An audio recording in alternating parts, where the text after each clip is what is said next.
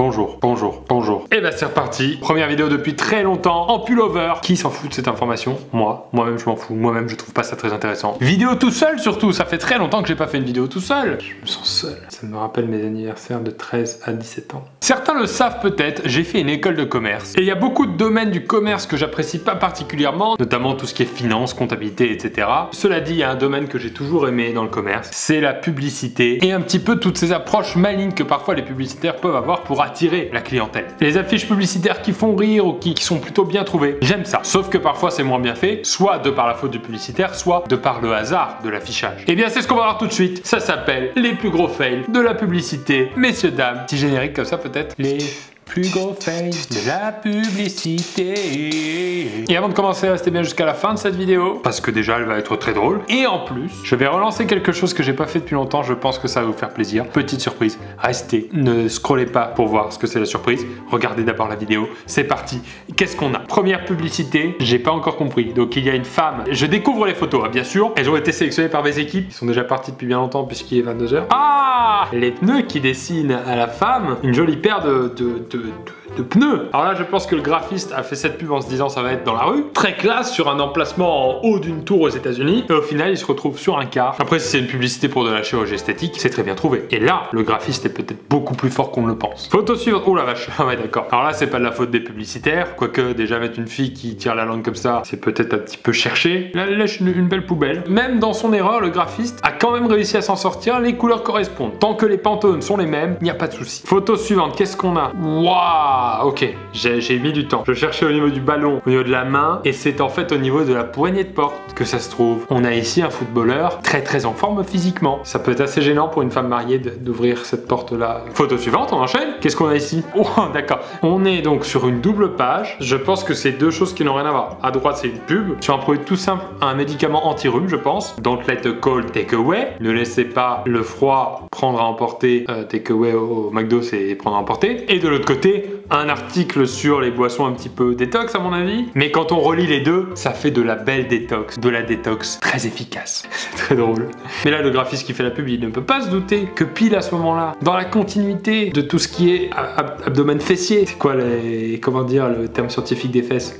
Le cul, il ne pouvait pas se douter de ça. Oh là, oh ouais d'accord. Monsieur de Olympus. Ah je vous savais pas comme ça monsieur de Olympus. Parce que je vous ai souvent au téléphone pour les caméras. C'est vous hein. Ah je savais pas que ça marchait aussi bien ce business hein. Même pendant les petites pauses comme ça. Petite pause du 16 h dans l'après-midi. Ça se fait plaisir. Ah ok. Alors là, c'est un escalator, vous l'avez compris, avec l'avion de Turkish Airlines qui se crache directement dans ce centre commercial. Le graphiste, je sais pas, il aurait pu faire un petit trait d'esprit, il aurait pu faire au moins en sorte que l'avion essaye de remonter un peu, parce que là, le pilote, j'ai l'impression qu'il essaye vraiment pas de faire survivre les passagers. Parce que ça a l'air vraiment d'être dans un aéroport, je suis en train de me dire, les voyageurs qui passent par cet escalator, qui sont en train d'aller en Turquie, hein, qui viennent de s'enregistrer certainement, ils voient cette pub juste avant de monter dans l'avion. Qu'est-ce qu'ils font? C'est une annulation. On repart avec la famille en Bretagne, c'est très bien. C'est très bien la Bretagne. Ah mais là moi je peux plus rien dire. Là ils l'ont fait exprès.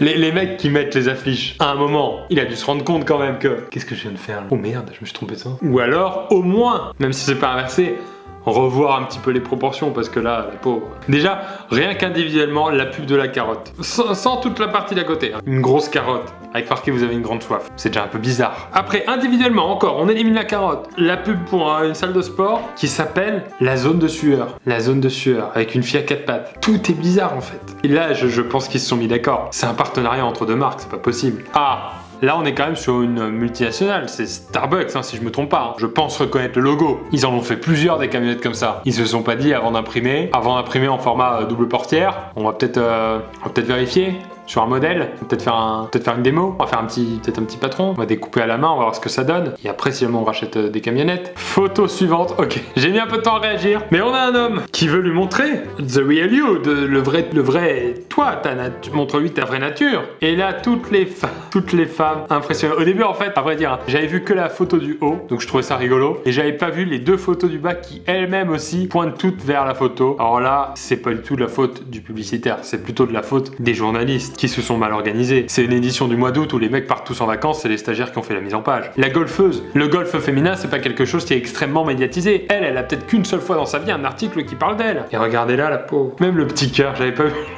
Le petit cœur, c'est la cerise. On enchaîne. Qu'est-ce que c'est? Perfect for Mother's Day. Parfait pour la fête des mères. Mère célibataire, du coup, peut-être. On enchaîne. Comme join the fun. Donc, je traduis littéralement. C'est viens joindre l'amusement. On est sur une belle fête, là. Une belle garden party, comme ils disent aux États-Unis. On aurait peut-être dû en réunion se creuser un petit peu plus la tête pour trouver le slogan. Comme join the fun. But I prefer to tell you, the party is very calm. Faudra traduire peut-être en sous-titre. Je suis peut-être trop bilingue pour vous. Ah, la classique, celle-là, je la connaissais. Le fabulous. La marque délicate. Je pense que c'est le nom de la marque qui fait tout. Je sais pas si je dois aller jusqu'à tenter le jeu de mots. C'est une belle trace de pneu. Je tente. Vous le prenez pas. Vous en faites exactement ce que vous voulez de ce jeu de mots. Bon, là, encore une fois, le graphiste, quand il fait ses formats, normalement, il est censé un peu être au courant de où ça va être affiché. Il aurait peut-être juste fait, peut-être, un mode miroir, un retournement horizontal, comme on appelle ça dans les logiciels de montage. Même moi, je sais faire. Alors que je suis pas très bon. Regardez mes vignettes.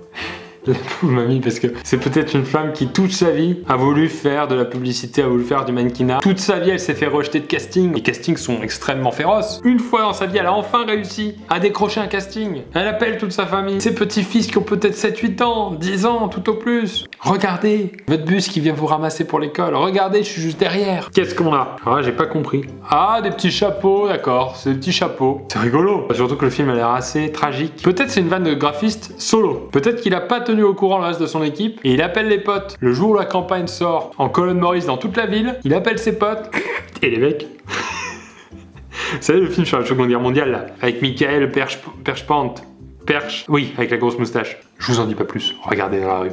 Le chapeau pointu c'est mon préféré. Allez, bisous. Photo suivante, je crois que c'est la dernière photo. Et là, c'est très mignon, c'est 2 albums dans un magasin de CD qui donnent une femme très sexy à moustache. Ce qui peut me rappeler encore une fois mes anniversaires de 17 à 23 ans cette fois.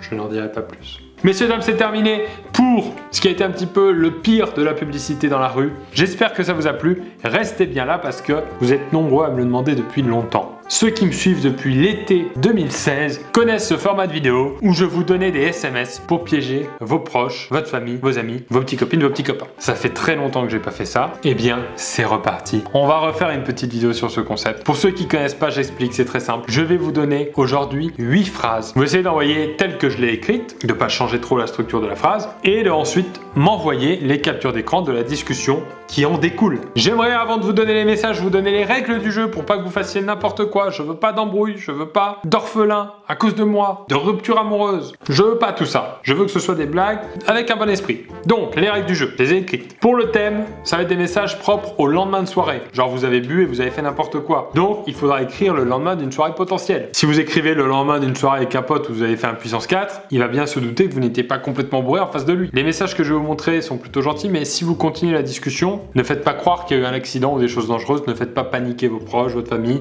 s'il vous plaît. Pas laisser traîner la blague, hein? Parce que l'an dernier, quand on faisait ce genre de vidéo, il y a des gens qui m'ont envoyé des captures d'écran en disant ce truc-là, il y croit encore. Si vous voyez qu'il a marché, vous avez fait votre capture d'écran, ok, tac tac, c'était une blague. À moins que vous voulez vraiment vous embrouiller avec votre copain, votre copine. Dans ce cas, vous le voyez comme un service que je vous rends. Vous enverrez la capture d'écran sur Twitter en mentionnant si possible et avec le hashtag retour du piège SMS. Et si c'est un peu incompréhensible, précisez-moi dans votre tweet, dans le corps du tweet, pas dans la capture d'écran, avec qui vous avez eu la discussion. Si sur la capture d'écran on voit que c'est maman, le numéro de téléphone, je pense pouvoir comprendre. Voici donc maintenant les 8 SMS avec mes petites suggestions. Premier SMS, j'ai croisé mon ex à la soirée d'hier, il ou elle m'a parlé toute la soirée, c'était marrant. C'est pas quelque chose qui est forcément signe d'embrouille, c'est plutôt un message innocent, je l'ai croisé, c'était marrant, on a parlé. Après si votre copain, votre copine est un peu jalouse, c'est possible que ça passe pas. Vous pouvez aussi l'envoyer à un pote, une pote qui aime bien les petits gossips, ça peut toujours faire marrer. Message suivant, je crois que j'ai déconné. Si je me fie au ticket de caisse que j'avais dans ma poche, ma soirée d'hier m'a coûté 422 €. Je vais peut-être avoir besoin de toi.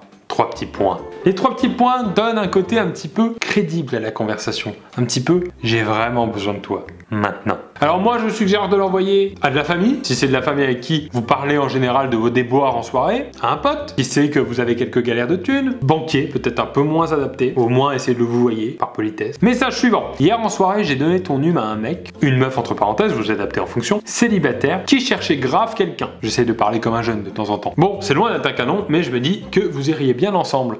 la violence, on a envie de voir comment la personne réagit. Donc là, c'est les potes. Un pote que vous savez qu'il est en galère depuis 2-3 semaines, depuis 2-3 ans. Je sais qu'en 3 secondes, j'ai pas eu besoin de vous expliquer, vous avez en tête votre pote qui galère à choper. SMS suivant, je dois t'avouer un truc. Après 2 ou 3 verres hier soir, j'ai embrassé un mec ou une meuf pour déconner. J'avoue, il y avait un côté sympa. Vous choisissez si vous dites j'ai embrassé un mec, une meuf, selon vos habitudes à vous. Si vous êtes attiré par les garçons d'habitude, pour choquer la personne à qui vous avez envoyé ce message, vous mettez une meuf. Si vous êtes gay, vous pouvez aussi choquer la personne à qui vous écrivez en disant j'ai embrassé le sexe opposé. Message suivant. Oh merde, j'ai eu un flash à l'instant, je crois que j'ai essayé de finir la soirée avec, et là vous mettez le prénom qui vous va. Là il faudra peut-être m'expliquer de qui vous parlez, votre ex, la meilleure pote de votre copain, je sais pas quoi. Message suivant, c'est plus pour qu'on se moque de vous, mais bon ça peut être rigolo, on verra bien. Il y a un bar qui s'appelle Brazzers dans le coin. Apparemment j'avais fait une dépense de 10 balles, mais je m'en souviens pas. Comme si vous étiez rentré de soirée, que vous aviez traîné sur un site dont l'abonnement est à 9,99 € en ce moment grâce à une... Je sais pas, je dis ça, je sais pas. Message suivant. Oh, celui-là, il peut être violent. Surtout si vous envoyez ça à vos parents. Il y a une façon de faire enlever un petit tatouage qu'on a fait il y a quelques heures au niveau de la cheville. Imaginez ce que vous avez fait tatouer, votre youtubeur préféré par exemple, etc. Il est violent. Je sais que si j'envoie ça à mes parents, 2 heures après, ma mère débarque à Paris, alors qu'elle habite à 4 heures de route. Je sais pas comment elle fait, mais en 2 heures, elle arrive ici, avec une disqueuse pour m'enlever le tatouage directement avec l'outil et un peu de synthol quand même pour désinfecter. Et un petit dernier où vous pouvez faire croire à votre famille que vous deviez l'envoyer à un pote. C'est très simple, c'est ouah, la tôle de l'espace qu'on s'est mise hier soir, 3 petits points. Vous envoyez ça à quelqu'un avec qui en général vous ne parlez pas trop de vos soirées, juste pour voir comment la personne réagit. C'est terminé, il y a tous les messages qui sont là. Je vous les remets dans la description pour que vous puissiez les copier-coller plus facilement. De manière générale, les discussions seront un petit peu plus rigolotes si derrière vous avez prévu une petite histoire qui continue. Ça, je vous laisse l'imaginer selon la personne avec qui vous parlez. Encore une fois, quand la blague est terminée, avertissez bien vos proches que c'était une blague et peut-être il y aura des réactions marrantes, peut-être il y aura des réactions très mignonnes que vous pouvez aussi mettre dans la capture d'écran. Je sens qu'on va se marrer. Peut-être pas vos parents, mais nous on va se marrer. Merci à tous d'avoir suivi cette vidéo. N'hésitez pas à vous abonner pour ne pas rater cette vidéo qui sortira très prochainement et la suivante. Et une autre que je viens de tourner où j'étais censé être viré. Je vous en dis pas plus. Abonnez-vous et vous raterez pas ça.